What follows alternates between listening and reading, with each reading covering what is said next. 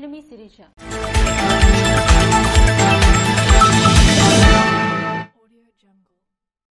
ప్రజా సంక్షేమమే కూటమి ప్రభుత్వ ధ్యేయమని ప్రముఖ వైద్యులు జనసేన నాయకులు డాక్టర్ దానేటి శ్రీధర్ అన్నారు. శ్రీకాకుళం నగరంలో ఆదివారం కూటమి ప్రభుత్వం అధికారంలోకి వచ్చి 100 రోజులైన సందర్భంగా గొంటివీధిలో నిర్వహించిన ఇది మంచి ప్రభుత్వం కార్యక్రమంలో ప్రముఖ వైద్యులు జనసేన నాయకులు దానేటి శ్రీధర్ పాల్గొన్నారు. ఈ సందర్భంగా ఆయన మాట్లాడుతూ శ్రీకాకుళం నియోజకవర్గ ప్రజల సంక్షేమం అభివృద్ధి కోసం నిరంతరం కృషి చేస్తున్న ఎమ్మెల్యే గొండు శంకర్ ని అభినందించారు. 100 రోజుల పాలనలో విప్లవాత్మక గ్రామ సభల నిర్వహణ ద్వారా పంచాయతీరాజ్ వ్యవస్థను ప్రపంచ స్థాయి గుర్తింపు తీసుకురావడం, గ్రామాల అభివృద్ధికి ప్రత్యేక ప్రణాళికలు సిద్ధం చేయడం, ఇలా ఎన్నో సంస్కరణలతో పాలన సాగిస్తున్న నాయకులు ఉప ముఖ్యమంత్రి పవన్ కళ్యాణ్ అని కొనియాడారు. అలాగే శ్రీకాకుళంలో కోడిరామ్మూర్తి స్టేడియం పనులు పునఃప్రారంభం, డ్రైనేజ్ పూడికలు తీయటం, ఇలా ఎన్నో మంచి కార్యక్రమాలు చేపట్టారు.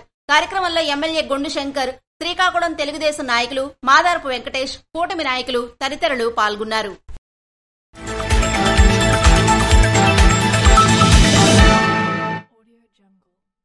పోలాకి మండలం డోలా గ్రామానికి చెందిన రుంకు దాన్వి అనే పాపకి దీర్ఘకాల అనారోగ్య సమస్యతో బాధపడుతున్నందున సీఎం రిలీఫ్ ఫండ్ ద్వారా 10 లక్షల రూపాయల చెక్కుని నర్సనపేట నియోజకవర్గ ఎమ్మెల్యే బగ్గు రమణమూర్తి లబ్దిదారునికి అందజేశారు. కార్యక్రమంలో మాజీ డీసీసీబీ బ్యాంకు చైర్మన్ డోల జగన్, మండల పార్టీ అధ్యక్షులు మిరియాపల్లి వెంకటప్పలనాయుడు తదితరులు పాల్గొన్నారు.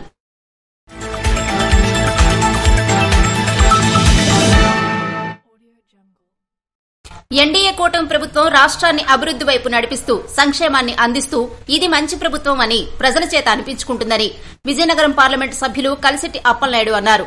పూసపాట్రేగ మండలం కొవ్వాడ గ్రామంలో నిర్వహించిన ఇది మంచి ప్రభుత్వం కార్యక్రమంలో ఎంపీ కలిసిట్టి అప్పలనాయుడు పాల్గొన్నారు. ఈ సందర్భంగా ఆయన మాట్లాడుతూ రాష్ట్ర ప్రభుత్వం గడిచిన 100 రోజుల్లో 100కు పైగా చేసిన అభివృద్ధి మరియు సంక్షేమ కార్యక్రమాలను ప్రజలకు వివరించారు. రాష్ట్ర ప్రభుత్వం ఆర్థిక సంక్షోభంలో ఉన్నప్పటికీ మొదటి 100 రోజుల్లోనే ఇది మంచి ప్రభుత్వం అని ప్రజల చేత అనిపించుకుంటుందని పేర్కొన్నారు. కూటమి ప్రభుత్వం సామాజిక పింఛన్లు 3,000 రూపాయల నుండి 4,000 రూపాయలకు పెంచిందని, 2024 ఏప్రిల్ నుంచి పెంచిన పింఛను జులై నెలలో 7,000 రూపాయల చొప్పున లబ్దిదారులకు అందించామని వివరించారు. అదేవిధంగా అంగవైకల్యం కలవారికి, బెడ్ రిడన్ వారికి 15,000 రూపాయల వరకు పింఛన్ పెంపు చేయడం జరిగిందని, ప్రభుత్వం అన్నా క్యాంటీన్లను ప్రారంభించి బడుగు బలహీన శ్రామిక వర్గాలకు 5 రూపాయలకే అల్పాహారం, 5 రూపాయలకే భోజనం అందిస్తుందన్నారు. ల్యాండ్ టైటిలింగ్ యాక్ట్ రద్దుతో ప్రజల ఆస్తుల భద్రతకు భరోసా ఇచ్చిందన్నారు. నిరుద్యోగ యువతకు భరోసా కల్పిస్తూ మెగా డీఎస్సీపై రాష్ట్ర ముఖ్యమంత్రి మొదటి సంతకం చేశారని గుర్తు చేశారు. అనంతరం ఇంటింటికి వెళ్లి ప్రజలతో మాట్లాడి ఇది మంచి ప్రభుత్వం స్టిక్కర్లను గోడలకు అతికించారు. కార్యక్రమంలో ఎంపీ కలిసిట్టి అప్పలనాయుడుతో పాటు కూటమి ప్రభుత్వ నాయకులు, ఇన్ఛార్జీలు పాల్గొన్నారు.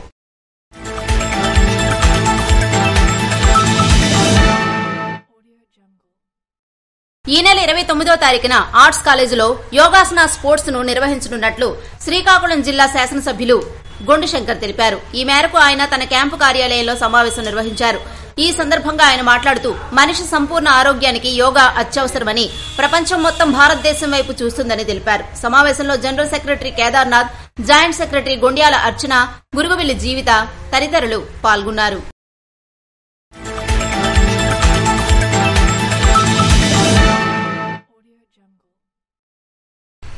పరిసరాలను పరిశుభ్రంగా ఉంచడంలో పారిశుధ్య కార్మికుల పాత్ర కీలకమని, పారిశుధ్య కార్మికుల సేవలు వెలకట్టలేనివని జిల్లా కలెక్టర్ స్వప్నిల్ దినకర్ అన్నారు.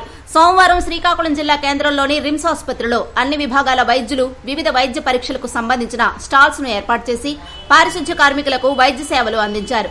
కార్యక్రమాన్ని జిల్లా కలెక్టర్ స్వప్నిల్ దినకర్, శ్రీకాకుళం నియోజకవర్గ శాసనసభ్యులు గొండు శంకర్, బీజేపీ జిల్లా అధ్యక్షుడు బిర్లంగి ఉమామహేశ్వరరావులతో కలిసి ప్రారంభించారు. ఈ సందర్భంగా ఆసుపత్రిలో అన్ని విభాగాలను సందర్శించారు. కలెక్టర్ స్వప్నిల్ దినకర్, శాసనసభ్యులు గొండు శంకర్లు బీపీ చెక్ చేయించుకున్నారు.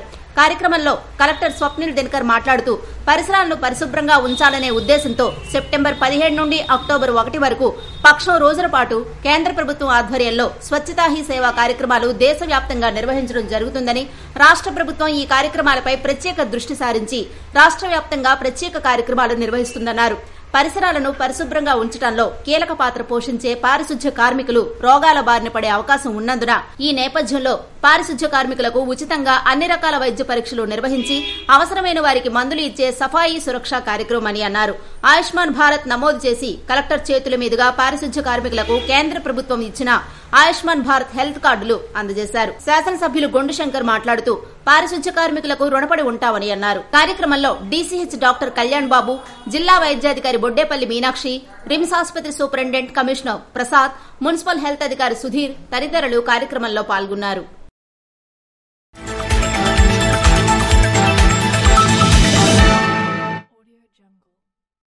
ఇది మంచి ప్రభుత్వం కార్యక్రమం సారవకోట మండల టీడీపీ అధ్యక్షులు కత్తిరి వెంకటరమణ ఆధ్వర్యంలో వడ్డినవలస, అక్కివలస, చీడిపూడి, గోపాలపురం, అవిలంగి, బుడితి తదితర గ్రామాల్లో డోర్ టు డోర్ క్యాంపెయిన్ నిర్వహించారు. ఈ సందర్భంగా కత్తిరి వెంకటరమణ మాట్లాడుతూ సంక్షోభంలోనూ సంక్షేమం అందించి అభివృద్ధికి రెక్కలు తొడిగి మొదటి 100 రోజుల్లోనే ఇది మంచి ప్రభుత్వం అని ప్రజల చేత ఈ ప్రభుత్వం అనిపించుకుందని సారవకోట మండల టీడీపీ అధ్యక్షులు కత్తిరి వెంకటరమణ అన్నారు. ఈ కార్యక్రమంలో టీడీపీ నాయకులు ఇప్పిలి చంద్రయ్య, నిక్కు జనార్దన్, భీమారావు, బోర ధనంజయరావు, హనుమంతు వెంకటరమణ తదితరులు పాల్గొన్నారు.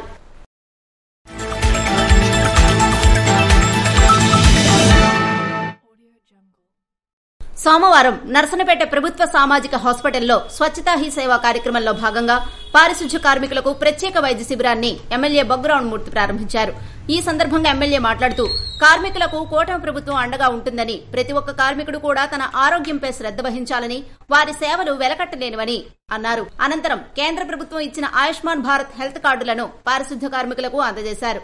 కార్యక్రమంలో నియోజకవర్గం Janasena in charge Balaga Praveen Kumar, hospital superintendent Seenubabu, administration officer Santosh తదితరులు పాల్గొన్నారు.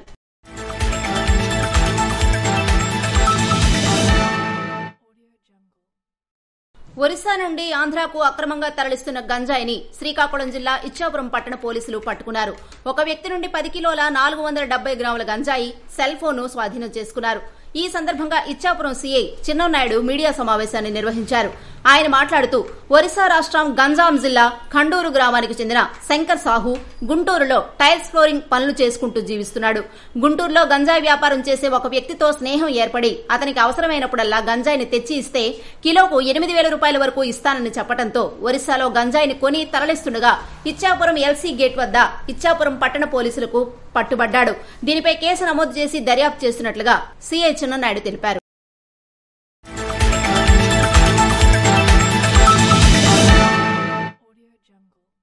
శ్రీకాకుళం జిల్లా ఇచ్చాపురం మున్సిపాలిటీ పరిధిలోని పలు అభివృద్ది పనులకు ఎమ్మెల్యే బెందాళం అశోక్ శంకుస్థాపనలు చేశారు. 16, 22 వార్డుల పరిధుల్లో సుమారు 25 లక్షల రూపాయల నిధులతో నిర్మించనున్న రహదారులకు భూమి పూజ చేశారు. కార్యక్రమంలో municipal chairperson Rajyalakshmi, vice chairperson Bharathi Divya, TDP, Janasena, BJP నేతలు పాల్గొన్నారు.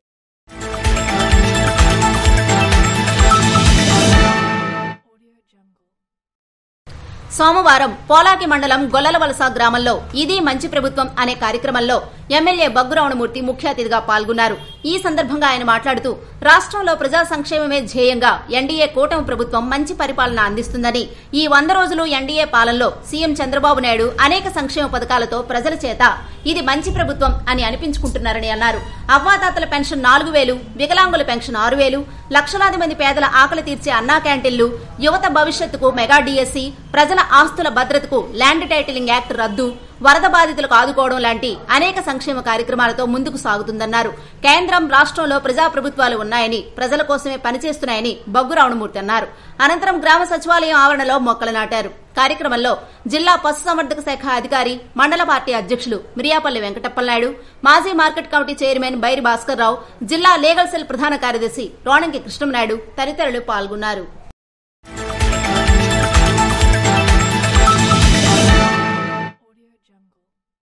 జనసేన పార్టీ రాష్ట్ర ప్రచార కమిటీ కార్యదర్శి పొగిరి సురేష్ బాబు వైసీపీ ప్రభుత్వంపై సోమవారం రాజాంలో విలేకరుల సమావేశంలో ఆగ్రహాన్ని వ్యక్తం చేశారు.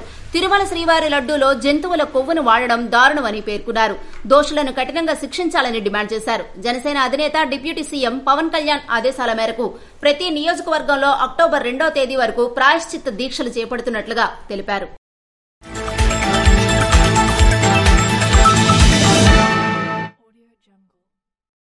సోమవారం కత్తిరివానిపేట క్యాంపు కార్యాలయంలో ఎమ్మెల్యే బగ్గు రమణమూర్తి మాట్లాడుతూ కోట్లాది మంది మహాప్రసాదంగా స్వీకరించే తిరుపతి లడ్డూ నాణ్యత విషయంలో మాజీ సీఎం జగన్మోహన్ రెడ్డి చేయరాని అపచారం చేశారని, లడ్డూ ప్రసాదంలో కల్తీ నెయ్యి వినియోగించడం మహాపాపమని అన్నారు.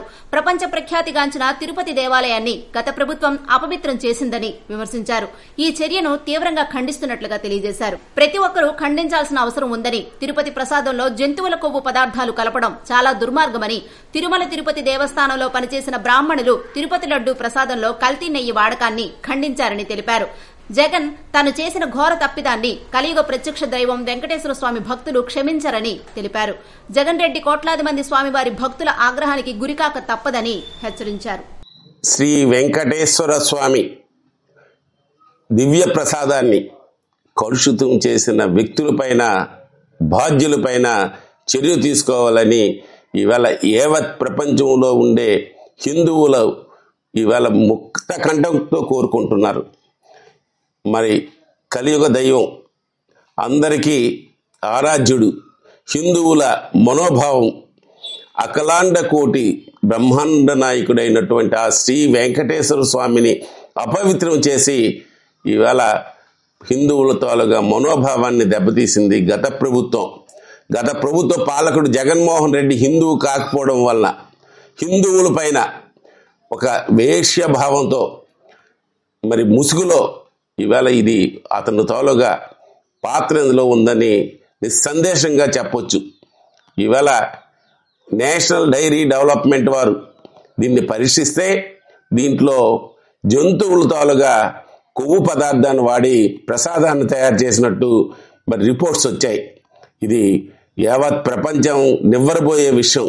దీనిపైన మరి సమగ్రమైన చర్య తీసుకోవాల్సిందిగా కేంద్ర రాష్ట్ర ప్రభుత్వాలకి నేను డిమాండ్ చేస్తున్నాను. మరి ఏదైతే హిందువుల తాలూకా మనోభావాన్ని ఉందో ఆ మనోభావాల్ని మరి పరిరక్షించి, ఏదైతే తప్పు జరిగిందో దానికి ప్రాయశ్చిత్తం జరిపి మరి మళ్ళా అందరి మనసుల్లో వెంకటేశ్వర స్వామి కొలువై ఉండి ఆ జరిగిన తప్పుకి సరైన శిక్ష పడే విధంగా చర్య తీసుకోవాల్సిందిగా ప్రభుత్వాన్ని మరొకసారి కోరుకుంటున్నాను. ఇవి ఈనాటి వార్తలు. మరిన్ని వార్తలతో మళ్ళీ కలుద్దాం. చూస్తూనే ఉండండి SS న్యూస్.